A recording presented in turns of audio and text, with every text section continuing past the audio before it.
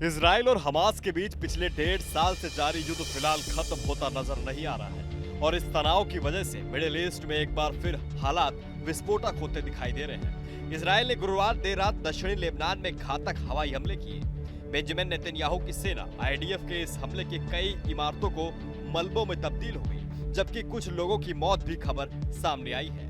Israel defence force IDF का कहना है कि उसका हमला दक्षिणी लेबनान के उस इलाके में हुआ जहां हिजबुल्लाह ठिकाना मौजूद था। साथ ही इजरायली सेना का कहना है कि उसकी ये सैन्य कार्रवाई एक सीमित दायरे में थी, जिसे नागरिकों को पहले ही चेतावनी देकर अंजाम दिया गया था।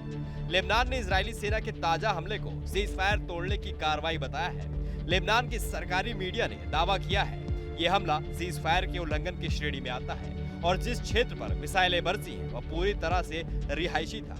ये पहली बार नहीं है जब इजराइल और लेबनान के बीच तनाव ने हिंसक रूप ले लिया हो। बीते साल भी इजराइल ने हिजबुल्लाह के कथित ठिकानों पर हवाई हमले किए थे। हालांकि बाद में दोनों इजराइल और लेबनान के बीच युद्ध विराम की घोषणा हो गई, लेकिन ताजा हमलों ने एक बार फिर से क्षेत्र को युद्ध की ओर ढकेल दिया है। आपको बता दें, इजरायली सेना की लेबनान पर ताजा हवाई हमले से एक दिन पहले बुधवार को वॉशिंगटन में यहूदी संग्रहालय के बाहर इजरायली दूतावास के 2 कर्मचारियों की सरेआम गोली मारकर हत्या कर दी गई थी। पुलिस ने हत्या के आरोपी को गिरफ्तार कर लिया है। आरोपी ने गिरफ्तारी के बाद आजाद फिलिस्तीन के नारे भी लगाए।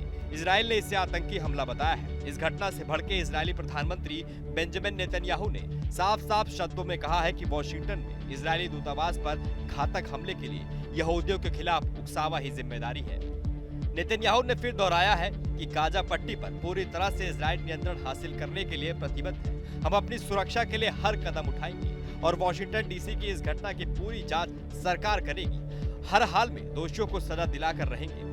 नेतन्याहू ने यह भी कहा है कि आतंक के खिलाफ मैं दुनिया के सामने अकेला हूँ, लेकिन मजबूती से खड़ा हूँ। मैं साफ कर देना चाहता हूँ, मैं आत्मसमर्पण नहीं करूंगा। इसी बीच अमेरिका के राष्ट्रपति डोनाल्ड ट्रंप ने कहा है कि ये भयानक हत्याएं हैं। आपको बता दें, इजराइल और हमास के बीच गाजा में तकरीबन 20 महीने से चल रहे युद्ध अब तक 51,000 से ज्यादा लोग मारे गए। इजराइल और हमास के बीच ये युद्ध 7 अक्टूबर 2023 को शुरू हुआ था, जब हमास के लड़ाकों ने दक्षिणी इजराइल पर हमला कर 1200 लोगों की हत्या कर दी थी और 250 से अधिक लोगों को बंधक बना लिया था। अब भी 60 बंधक हमास के कब्जे में हैं। अब आपकी क्या राय इस पूरी वीडियो को लेकर हमें कमेंट बॉक्स में कमेंट करके जरूर बताएं और चैनल पर नए हैं तो सब्सक्राइब करना ना भूलें।